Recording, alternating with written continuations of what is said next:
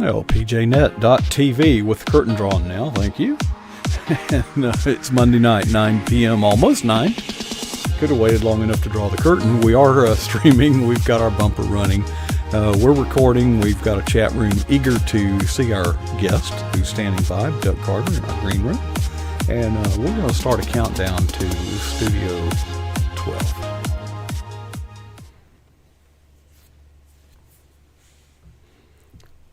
Well, as the curtain opens, welcome to pjnet.tv.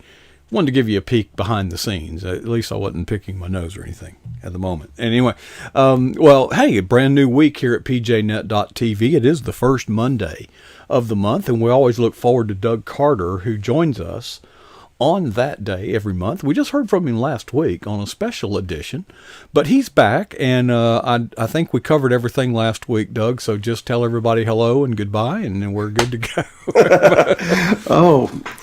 There's so much that's happening. How much can change in a week? What can happen in 1 week? Oh my goodness. So Georgia decides to create a law and try to fix some of their election problems, and a big issue of contention right now is voter suppression is what we're hearing in the media. That's what it's been. But really, what they wanted to do was make sure that votes are counted that are supposed to be counted, and ones that are not supposed to be counted don't get counted. So there's the issue of voter identification, and that has become a firestorm. CEOs are jumping all over the governor. So you got the CEO of Coke, and you've got Delta, and I believe it's United Airlines have come out against this law. And Major League Baseball really disappointed me. They pulled their All-Star game from Atlanta over this, and I really find it very hypocritical that what they're doing is, saying because you are requiring a voter ID, you are suppressing minority votes. But here's what I've discovered is coming. In addition to the fact that you have to get an ID to buy a ticket or to pick up a ticket from Will Call, you have to have an ID to buy a beer. You have to have an ID to buy plane tickets, and all of that has to be backed up. PayPal went on Twitter. I haven't verified this tweet, but I saw a picture of it, so I probably shouldn't even discuss it. But there's some companies out there that are flexing their muscles, their corporate muscles. And you have to wonder why. Why are they doing this? And there's a lot of red flags that fly up for me, because I remember reading many years ago, and I'm thinking 5 years ago or within 5 years, the idea of modifying democracy. And when I read Modifying Democracy and understood what this fellow was talking about, and his name was Jorgen Randers, you probably heard me mention him before, I began to question, what does that mean? And modifying is obviously changing something. A democracy is majority opinion. So they were going to enact social change on a global scale by modifying public opinion. And then I looked deeper into it. You go into the Universal Declaration of Human Rights, and you find in Article 29, Section 3, that the rights of the people are going to be contingent upon the will of the United Nations. And what we're finding with all these corporate changes, all the transformations we're seeing in society, it all goes right back to sustainable development. Everything. Well, there's two topics on our mind today. First one, Georgia. And the second one is vaccine, passport, COVID, oh, yes. You name it. Now, on the vaccine, passport, COVID, you have spent a decade tracing the roots of this back to the United Nations, back to UNESCO, back to global government type stuff. Mm-hmm. But before we get on that, the Georgia thing fascinates me because the policy issues, the naked front end debate that's going on is obvious, and I think you pointed out the hypocrisy. But what is not as evident is the claiming of the moral high ground by the left, because they're doing this in support in principle for minority voters who are oppressed and suppressed and so forth. Okay, so as Governor Kemp so well pointed out, why don't the Major League, the NBA, is that who it was, or the MLB? It's Major League Baseball. MLB. MLB. Why don't Yeah. they pull their headquarters out of New York? Because Georgia's election rules compared to New York's are much more generous to allow people every opportunity to vote. So is this really about principled boycotting, or is this about playing the race card? This is about playing a specific card. I believe we're being set up, and nobody's talking about this, but when you look at the plans from the World Economic Forum to digitize everyone's identity, everyone on the planet that they can get a hold of. I don't know if they can get a hold of the people in the Amazon rainforest, but everybody else in the modern world is going to have their identification digitized. Israel has already done it. The United Kingdom and Europe, that's coming. There's a lot of talk about that. They're even talking about doing it in Africa. I'm not sure how they're going to pull that off. China's doing it. I mean, you got people in China that are ditching their phones because the Chinese government knows exactly where they are at all times. They can't get away from it. So do we really want our entire identity digitized? Because they're going to know exactly who you talk to, where you travel. They're going to know what you say. If you're within a microphone, they can turn the microphones on your telephone or through your television and listen in on your conversations. It gets even scarier than that, because if you get this biometric data implanted in you that they're talking about, and that is part of the fourth industrial revolution, and then they're going to be able to monitor your body temperature according to your emotions. And so with facial recognition technology and monitoring your body temperature, they will be able to hone in on how you think.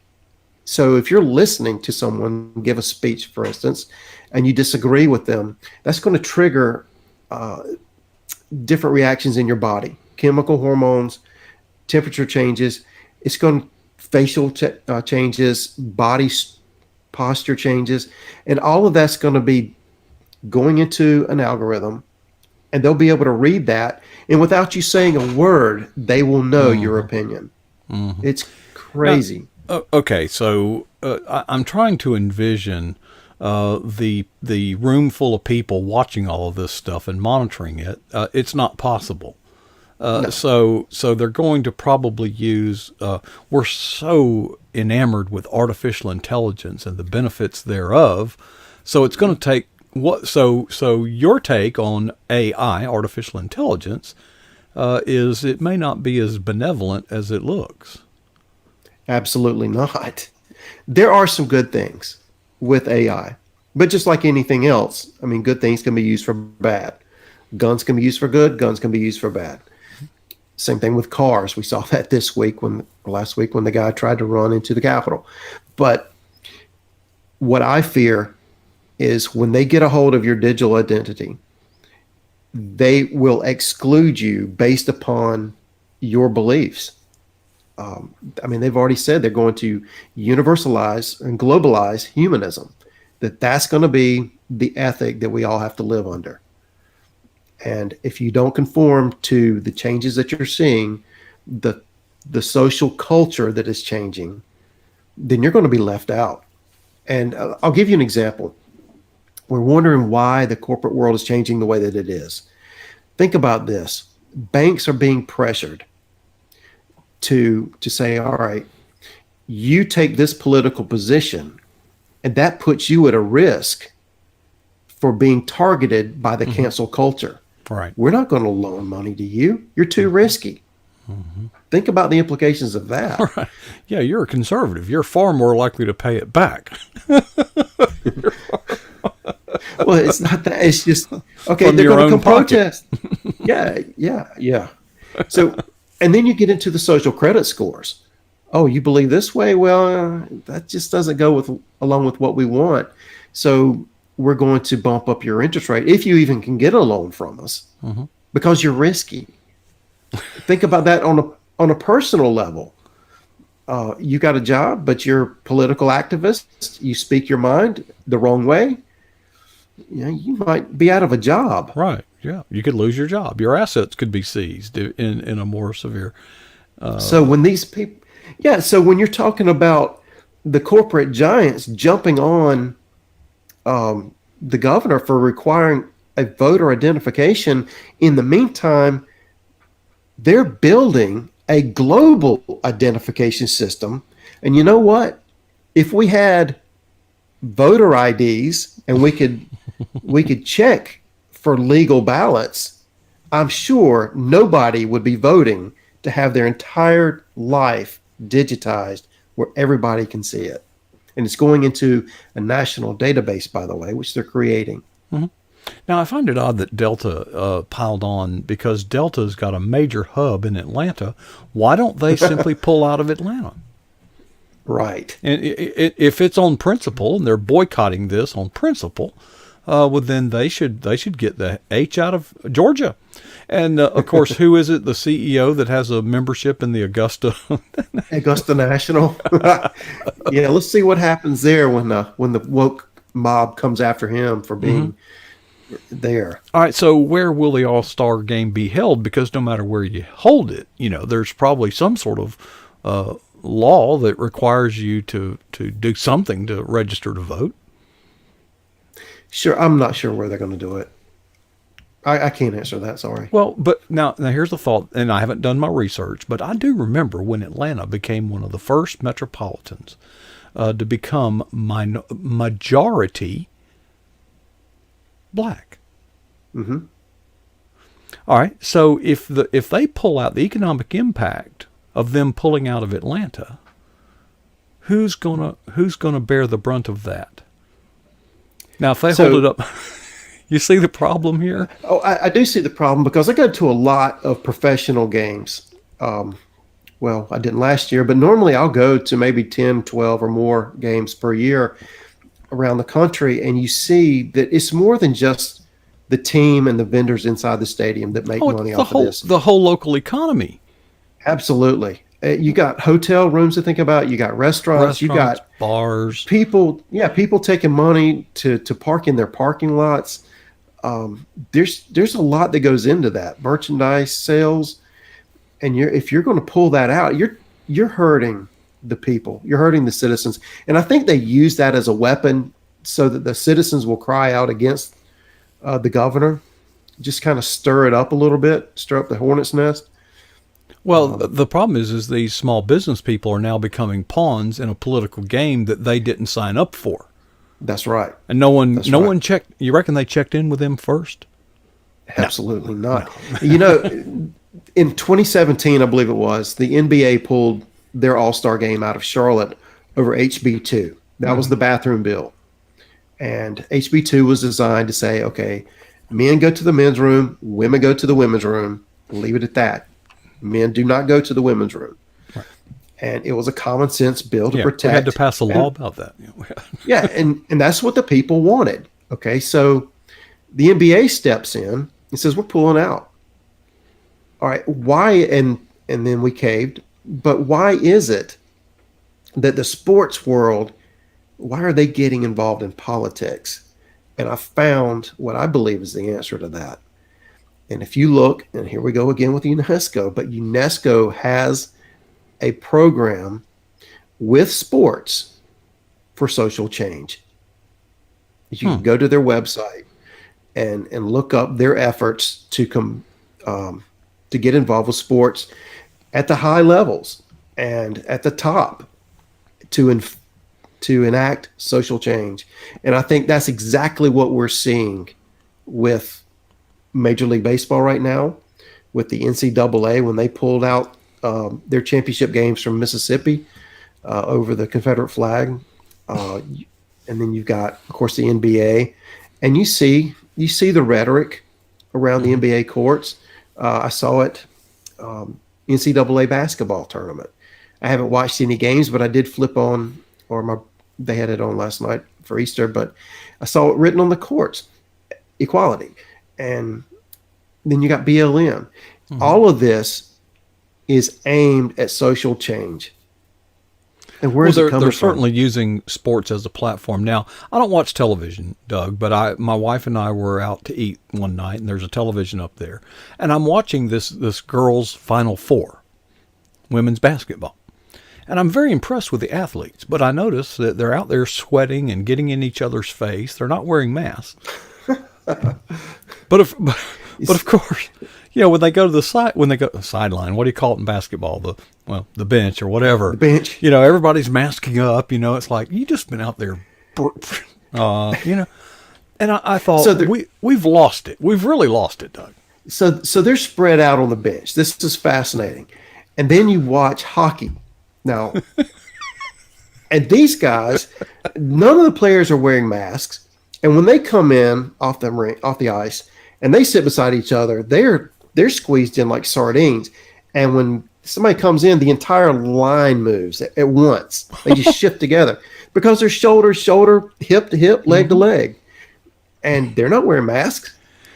Well, so Florida just really got done with spring break, and if you really are interested in this from a scientific point of view, look at the states that have opened up. You should see a prodigious increase in not only COVID cases, but COVID-related death.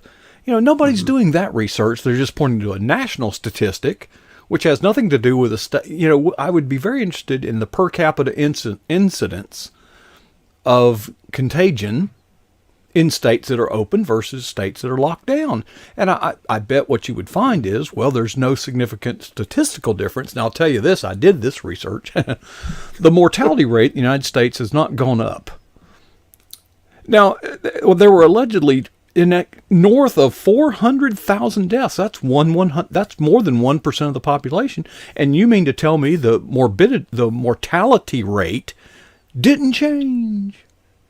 This defies statistical analysis. In other words, the facts and the truth aren't really on the table. Now, I don't doubt that COVID is real, folks. I have people I know who have died from it. No, I'm not denying that.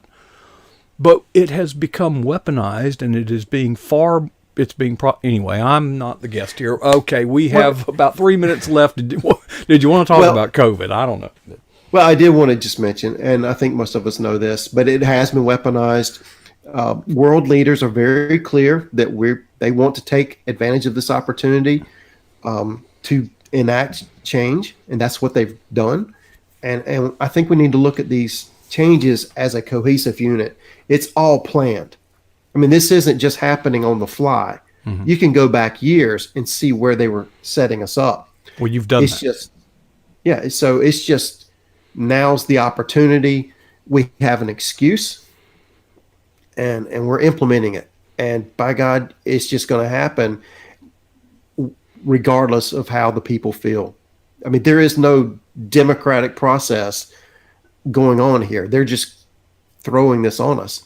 And I do want to say Revelation 18, I believe, has a lot to say about this. And I want to encourage everybody to, if you're going to read a chapter tonight or when you watch this, please go back and read Revelation chapter 18. And it talks about the relationship between the merchants of the world and the governments. And there's something intertwined there. And I think that's what we're watching. When the corporate world is making government-based decisions, I think we're kind of very far into the end times. Mm-hmm. I can't say that this is the final event, but I can say it sure looks like one of them. I'll put it that way. Well, the clock is certainly ticking. And now, before we sign off, you're doing a lot of research, Doug, and you're putting out videos. You're making some interesting posts, but a lot of that is aimed at doing the research to publish a book. Can you just give us a quick update on your progress? Well, I had paused the progress because I was instructed to go and take a course, which would kind of get me ready for a media outlash, so to speak. and actually really connect deeply with the readers instead of it being an information dump, which was basically what I was writing, and I didn't realize that at the time. It's more, here's how the people are feeling, investigate, listen to their thoughts, and address that. The book is about helping people navigate through the coming changes. It's not about just telling you that they're coming and here's what to look for. It's navigating you through the changes. So I've got a lot of the research done, or most of the research done. It's a matter of continuing to edit. I was editing today and filling in the blanks. So hopefully soon. All right. Well, Doug, our time is out. I wanted to make sure we got that in. And can't wait till this time next month. And please keep us advised along the way, because it changes a lot from week to week. It changes, but it's really just more the same. It just goes to some new level of hypocrisy and stupidity that I shake my head thinking, oh, well. Anyway, well, Doug, appreciate you taking the time to share with us tonight. And I'm sure we'll see you in the chat room here very shortly. Thank you, Coach. It's always a pleasure to be on. Always good. There you go, folks. Oh boy, that's a bunch, and that's not all. Oh, by the way, you are now high atop the Eagle's Nest broadcast facilities here at pjnet.tv. Take a look and be amazed. Okay, now you think that's a lot? Just wait to the bottom of the hour. Casper from Colorado, he is livid. He is bursting into flames over some of this stuff, and he's going to be sharing with us at the bottom of the hour. And I got to do a little work between now and then. And I do want, before I leave, I think it's important that you contemplate two questions. So let me give you the two questions. First, what is the boldest thing that you've ever done for Jesus Christ? And the second question is, how long ago was that? Folks, don't be intimidated by the scary times, but instead be bold. And if we're going to be bold, we can't allow ourselves to be satisfied with our answers to either of those two questions.